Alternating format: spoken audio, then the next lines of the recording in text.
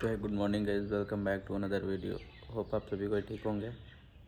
तो भाई फाइनली हम लोग के किसान भाई सबको ही मतलब जो भी किसान लोग हैं सब फिर से प्रोटेस्ट में आए हुए हैं। 2021 कोरोना के टाइम में भी प्रोटेस्ट चल रहा था किसान लोग का। वो जो तीन लॉ कुछ पास करवाया था ना उस टाइम, बहुत लोचा है भाई। और आप लोग इसलिए भाई क्यों है प्रोटेस्ट में? वो लोग पागल है जो सब प्रोटेस्ट कर रहा है घर वर छोड़ के। बताओ उस टाइम कोरोना के टाइम में भी ठंड में कितना किसान लोग तो भाई मतलब 500 प्लस 600-700 ऐसे हम देखे थे, 600-700 ऐसे करके किसान लोग सुसाइड कर लिया। सब दिखाएंगे। और आप भी देख सकते हो वो सब। ये है, ऐसा नहीं है कि सब मन गढ़ंत कहानी है या कुछ नहीं है। आप लोग बाबा बाबा कर रहे हो ना, मोदी मोदी, सब चीज़ दिखाएंगे। वीडियो एंड तक देखना बस, ओके? स्किप मत करना, वीडियो एंड तक देखना। तो चलो देखते हैं। एक बार फिर से सड़कों पर आ गए हैं प्रोटेस्ट करने के लिए, और इस बार उनकी सबसे बड़ी डिमांड है एमएसपी यानी मिनिमम सपोर्ट प्राइस की legalisation. MSP minimum support price.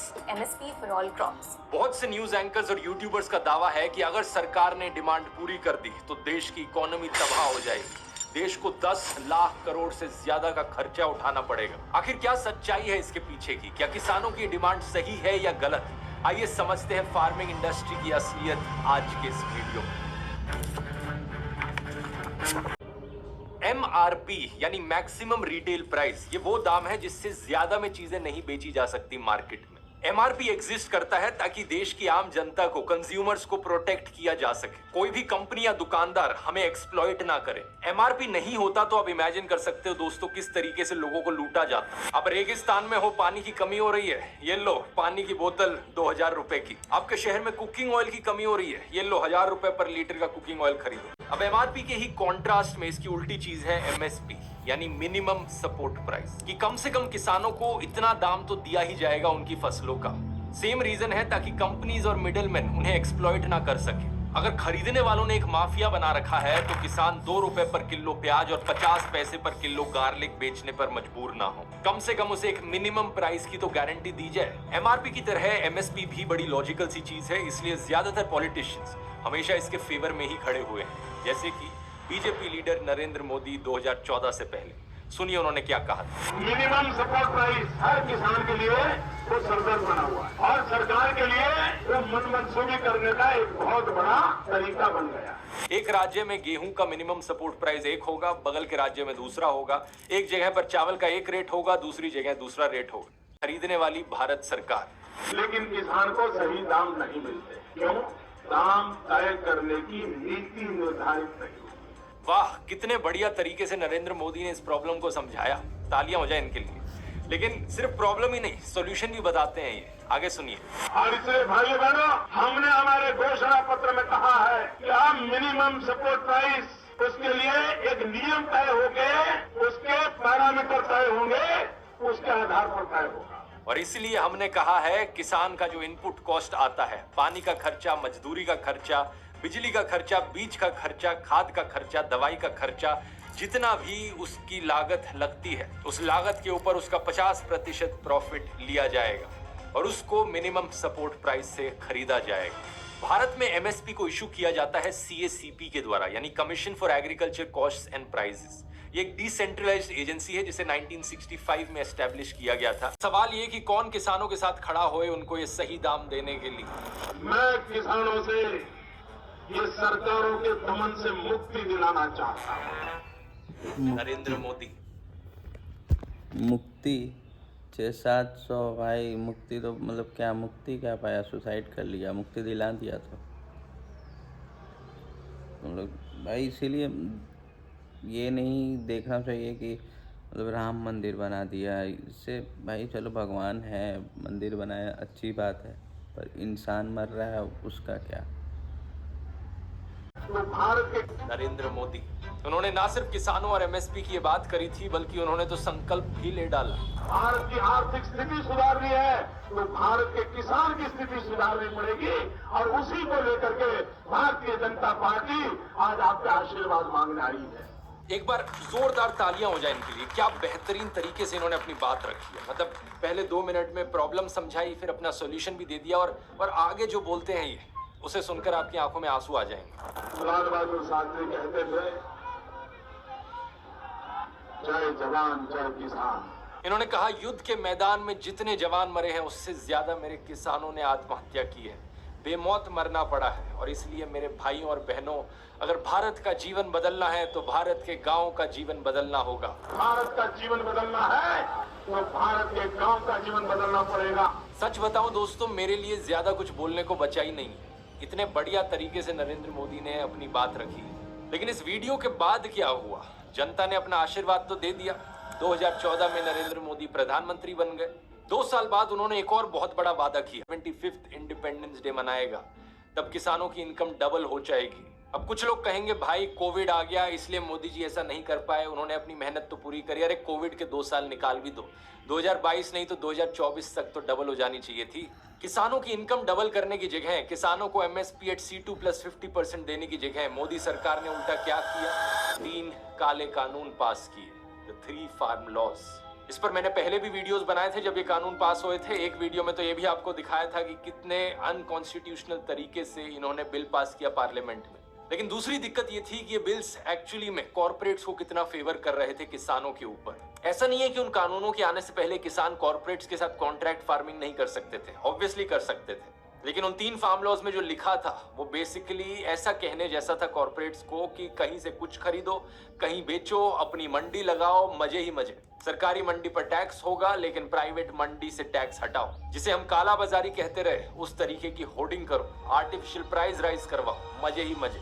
Almost हर चीज में बड़ी बड़ी कॉर्पोरेट कंपनीज को एडवांटेज दिया गया किसानों के कंपैरिजन में। पिछले साल अगस्त में एक रिपोर्ट पब्लिश करी गई रिपोर्टर्स कलेक्टिव में, जिसमें कुछ बड़ी इंटरेस्टिंग चीजें पता चली इन फार्म लॉस के बारे में। पता चला कि शरद मराठे नाम के एक आदमी ने नीति आयोग के उस वक्त के वाइस चेयरमैन राजीव कुमार को एक चिट्ठी लिखी थी।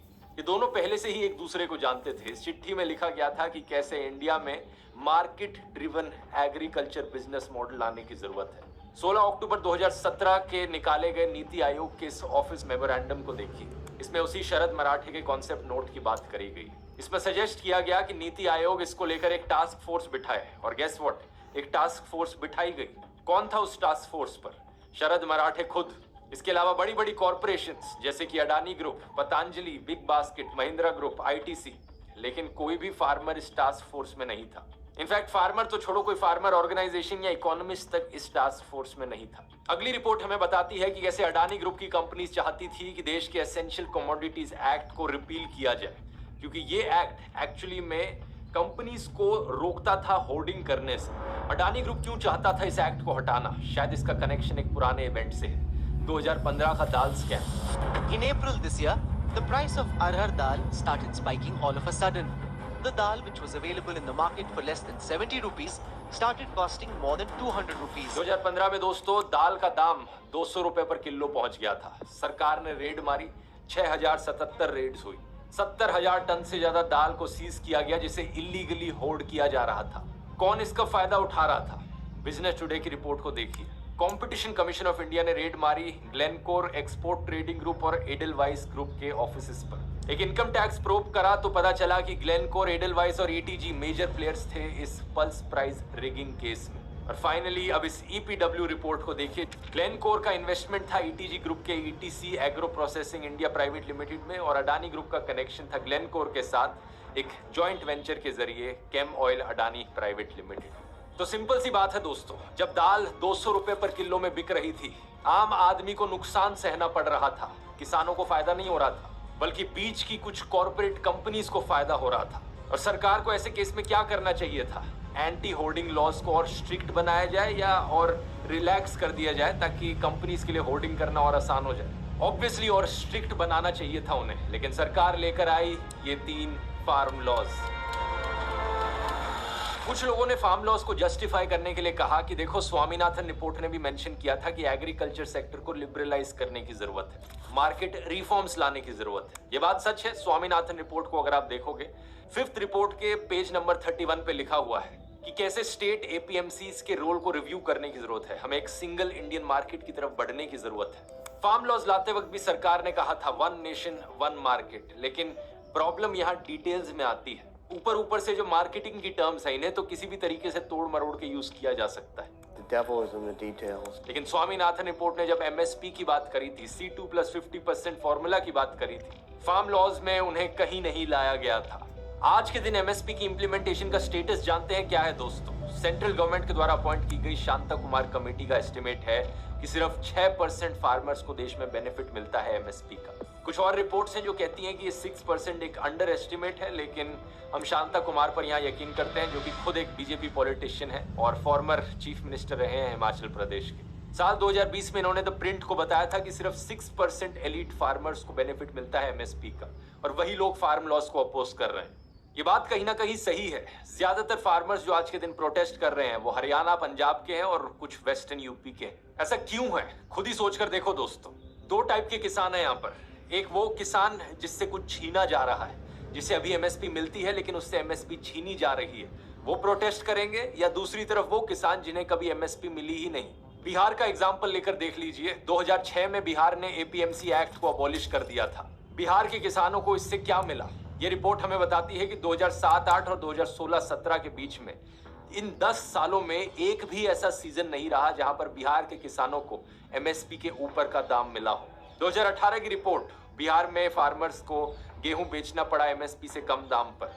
2020 की स्टडी, पंजाब के किसानों को 30% ज्यादा क्रॉप प्राइस मिलता है बिहार के किसानों के कंपैरिजन में, सिर्फ एमएसपी की वजह से।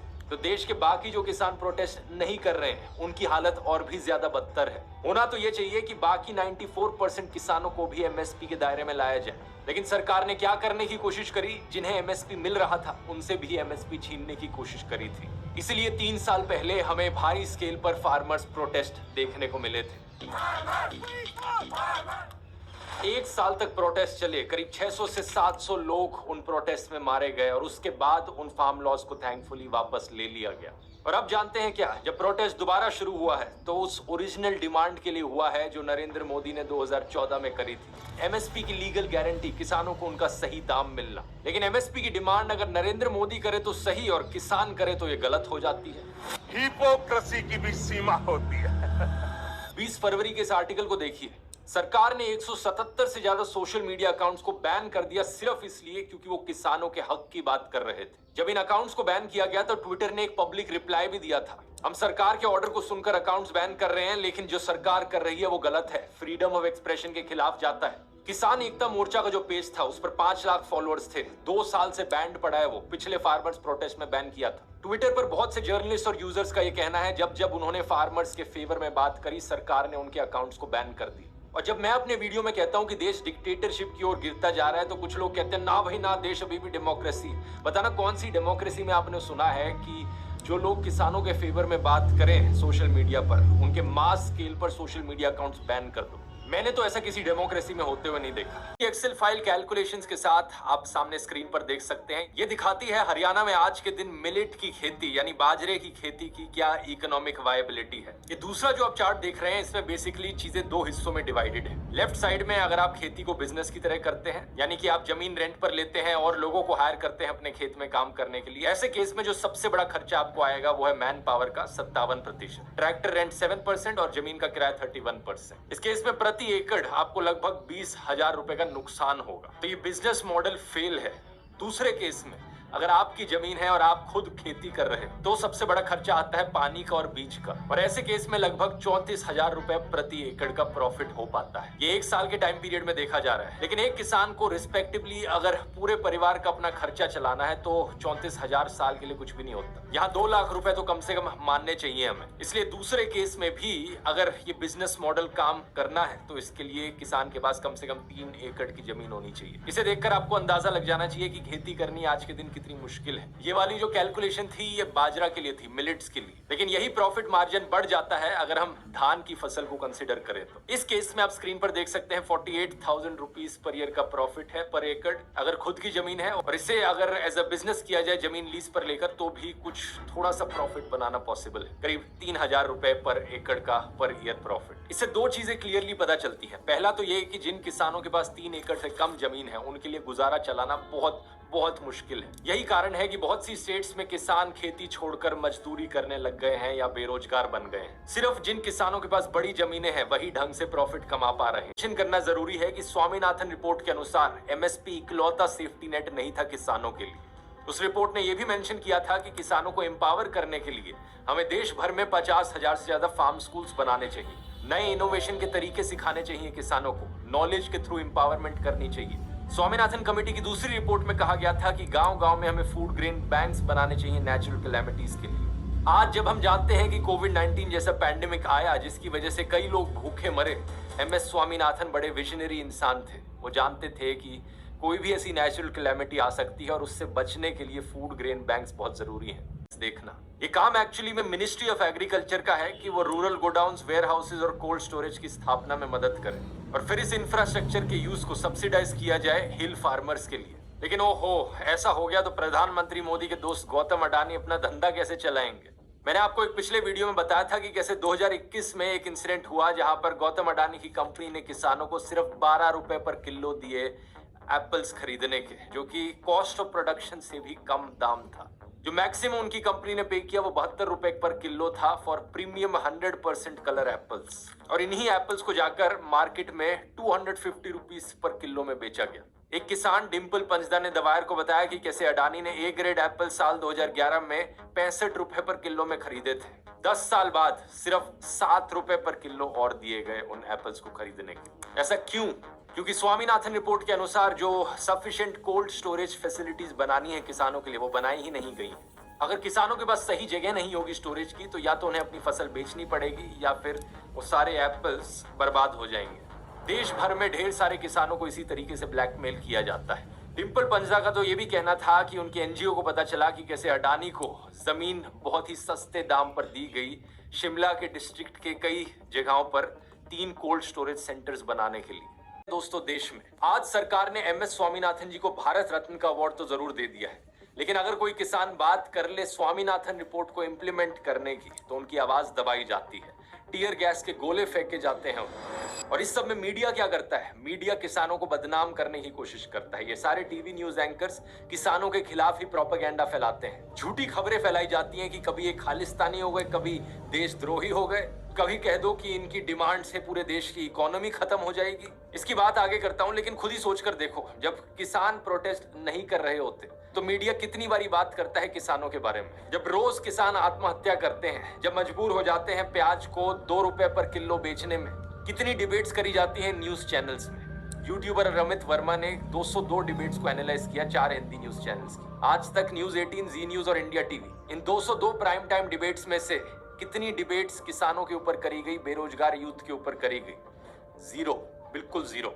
एग्रीकल्चर एक्सपर्ट पी सायनाथ बताते हैं कि देश की 69% पॉपुलेशन अभी भी विलेजेस में रहती है, लेकिन रूरल इंडिया की खबरों को कितना शेयर मिलता है फ्रंट पेज पर अखबारों के? सिर्फ 0.67%। पिछले फार्मर्स प्रोटेस्ट के दौरान 5 महीने में करीब 5,072 न्यूज स्टोरीज पब्लिश हुई। उनमें से सिर्फ 0.7% न्यूज स्टोरीज ऐसी थी जिन्होंने बढ़ती हुई कॉस्ट ऑफ प्रोडक्शन की बात करी। केवल 27% ऐसी थी जिन्होंने एमएसपी की डिमांड का जिक्र भी किया। तो जब किसान मरते हैं, बुरी हालतों से गुजरते हैं, तब मीडिया बिल्कुल चुप रहता है। लेकिन जैसे ही वो अपनी आवाज उठा ले कि हमें एमएसपी दे दो, कम से कम इतना मिनिमम प्राइस दे दो ताकि हम अपना गुजारा चला सकें, इन टीवी चैनलों का प्रोपेगेंडा शुरू हो जाता है। एक यूट्यूबर ने कहा कि अगर सरकार ने किसानों की सुनकर एमएसपी लागू कर दिया तो देश को 10 लाख करोड़ का खर्चा उठाना पड़ेगा। एक दूसरे ने कहा 18 लाख करोड़। ये लोग इतना झूठ बोलते हैं कि जिस न्यूज आर्टिकल का ये इस्तेमाल करते हैं झूठ बोलते वक्त, वो भी उसी सेकंड इनके झूठ को पकड़ लेता है। 10 lakh crore is miss information. पहली बात यह है कि अभी जो एमएसपी मिल रही है और जो नई एमएसपी होगी उसमें जो फर्क है, सिर्फ उसी अमाउंट को तो कंसीडर किया जाएगा ना कि वो एक्स्ट्रा खर्चा पड़ रहा है सरकार के लिए। एक CRI SIL स्टडी के अनुसार, जिन्होंने एग्जामिन किया 23 में से 16 क्रॉप्स को जिन पर MSP लगा है, एस्टिमेट है कि सरकार को जो असली कॉस्ट पड़ेगी MSP लीगलाइज करने की, वो करीब 21,000 करोड़ रुपए ही होगी मार्केटिंग ईयर 2023 के लिए। दूसरी बात, एग्रीकल्चर एक्सपर्ट देवेंद्र शर्मा बताते हैं कि सरकार हर चीज को नहीं खरीदती किसानों से। सरकार सिर्फ तभी MSP पर खरीदती है जब प्राइजेस क्रैश कर जाते हैं। बाकी जो MSP पे खरीदने का काम है वो प्राइवेट प्लेयर्स करेंगे। स्वामीनाथन रिपोर्ट के अनुसार MSP को प्राइवेट कंपनीज पर भी लागू किया जाना चाहिए। तो अगर खर्चा यहाँ पर किसी को उठाना पड़ेगा तो वो मिडिल मैन कॉर्पोरेट कंपनीज हैं जो वैसे ही करोड़ों रुपए कमाने लग रही। और उन्हें क्या दिक्कत होगी किसानों को एक मिनिमम सपोर्ट प्राइस पे करने में, जब बाकी और इंडस्ट्री में सिमिलर कानून ऑलरेडी एग्जिस्ट करते हैं। जब कोई कंपनी किसी इंप्लॉय को हायर करती है तो मिनिमम वेज लॉ एप्लीकेबल होता है कि नहीं होता? तो उसी तरीके से जब कोई कंपनी किसी किसान से फसल खरीदे, एक मिनिमम सपोर्ट प्राइस का लॉ एप्लीकेबल हो सकता है। अब इस चीज को सुनकर कोई कहेगा यार ये तो फ्री मार्केट प्रिंसिपल्स के खिलाफ जाता है, सरकार इस तरीके से रेगुलेशन कैसे लगा सकती है, हमें तो बिल्कुल फ्री मार्केट रखना चाहिए। लेकिन मैं आपसे पूछना चाहूंगा, जब अदानी किसान से 12 रुपए किलो में एप्पल खरीदता है तो क्या ये फ्री मार्केट है? जब नियम बदले जाते हैं और 6 एयरपोर्ट अडानी की प्लेट पर सजा कर दिए जाते हैं तो क्या ये फ्री मार्केट है? देश में जो व्हाइट रेवोल्यूशन आई थी वो फ्री मार्केट की वजह से नहीं आई थी, सरकार की प्रोटेक्शनिज्म की वजह से आई थी, मिल्क कोऑपरेटिव्स की वजह से आई थी। इसकी बात मैंने अमूल वाले वीडियो में करी है। लोग एक शब्द को सुन लेते हैं फ्री मार्केट और शुरू हो जाते हैं। ये भारी भरकम शब्द उछालने से पहले लोगों को समझना चाहिए कि एडम स्मिथ की क्या फिलॉसफी है, David Ricardo, labour theory, Karl Marx होती है क्या नहीं होती। आपको ये सारी कॉम्प्लेक्सिटी समझने की जरूरत नहीं है, आप बस इस वीडियो को देख लो। ये जो है 25 रुपए का मुझे मिला है, फिर 100 ग्राम मक्के के दाने के मेरे किसान भाइयों को आखिर कितना पैसा मिला? अगर वो इतना सा मक्के के दाना 25 रुपए में बेचते हैं फिर तो वो बहुत अमीर हो जाने चाहिए थे, पर नहीं, ऐसा नहीं है। जो सच्चाई है वो बहुत अलग है। एक बड़ी सिंपल सी बात कही है फेसबुक यूजर प्रियंका सिंह ने, जो कहती है कि वो किसान की बेटी है। इन्होंने स्वीट कॉर्न का एक पैकेट खरीदा 100 ग्राम का, इसका दाम कितना था? 25 रुपए, यानी कि 1 किलो स्वीट कॉर्न पड़ेगा आपको 250 रुपए का। अब इस 250 रुपए में से किसान को कितना मिलता है? हमने इस पूरे वीडियो में डिस्कस किया MSP के बारे में। अगर MSP लगाया गया तो किसान को मिलेगा 21 रुपए पर किलो। 250 रुपए में से सिर्फ 21 रुपए पर किलो की बात हो रही है यहाँ पर। MSP लागू करने के बाद भी किसान को सिर्फ इतना ही मिलेगा, यानी कि मिडिल मैन जो है वो फिर भी 230 रुपए खा जाएगा बीच के। क्या किसान को इतना सा मिनिमम प्राइस मिलना भी गलत है क्या? अब आप ही बताओ नीचे कमेंट्स में लिखकर। ये वीडियो पसंद आया तो अब ये वाला वीडियो भी देखना, जिसमें मैंने समझाया कि सरकार और कौन सी इंडस्ट्रीज में कैसे कैसे कानूनों को उलट पुलट कर रही है सिर्फ अपने क्रॉनिक कैपिटलिस्ट दोस्तों को फायदा पहुंचाने के लिए। आप भी शॉक हो जाएंगे देख। ज़्यादा नहीं बोलेंगे, होप आप सबको कुछ समझ में आ गया होगा कि क्या सही है क्या गलत है। और देखो, ईगो को ना साइड में रख के सही और गलत का फ़र्क देखो कि क्या सही हो रहा है और क्या गलत हो रहा है। अगर आपको अभी भी लगेगा कि वो लोग के साथ सही हो रहा है तो कीजिए भैया मोदी मोदी। बात यहाँ मोदी का नहीं है, बात यहाँ सही और गलत का हो रहा है कि इंसान जिसको हम लोग बैठा के रखे हैं वो सही कर रहा है हमारे साथ या गलत कर रहा है, इससे ज़्यादा और कुछ नहीं। पूरा टोटल प्रूफ है, ऐसा नहीं है कि कोई मनगढ़ंत कहानी है, सब कुछ प्रूफ के साथ है और कुछ नहीं। और गाइस सबसे इम्पोर्टेंट बात ये है ना कि आप लोग मतलब भगवान राम के भक्त हो या मोदी के, हनुमान के भक्त हो या मोदी के, भोलेनाथ के भक्त हो या मोदी के, ये अब आप पे है कि अब भक्त किसके हो। अगर आप सच्चे भक्त हो तो आपको तो ये तो दिखाई देगा कि क्या हो रहा है, ये गलत हो रहा है या सही हो रहा है। अगर अंधभक्त हो तब आपको दिखाई नहीं देगा। ज़्यादा बोलेंगे नहीं, कोई हेट नहीं है किसी के लिए। और जो अंधभक्त है वो अंधभक्ति मतलब भाई बहुत कोई है कि हमारा 2000 भी हो जाएगा तो हम पेट्रोल लेंगे, ये लेंगे, वो लेंगे। खाएगा खुद ही, हगेगा पुलाव, समझ रहे हो। तो आप पे डिपेंड करता है कि क्या करना है क्या नहीं। ज़्यादा बोलेंगे नहीं। और आज फिर मतलब प्रोटेस्ट पे ये लोग उतरे हैं चीज़, और ये साफ है कि बस जो अपना मित्र है, परम मित्र, उनको आगे बढ़ाने में लगे हुए हैं। जो है आप लोग पे है सही गलत, बाकी आप लोग ही गिराने वाले हो, आप ही लोग उठाने वाले हो, और कोई नहीं है। ओके ना, तो मिलते हैं। होप आप सबको को वीडियो पसंद आया होगा। मिलते हैं नेक्स्ट व्लॉग में। Till then bye, take care.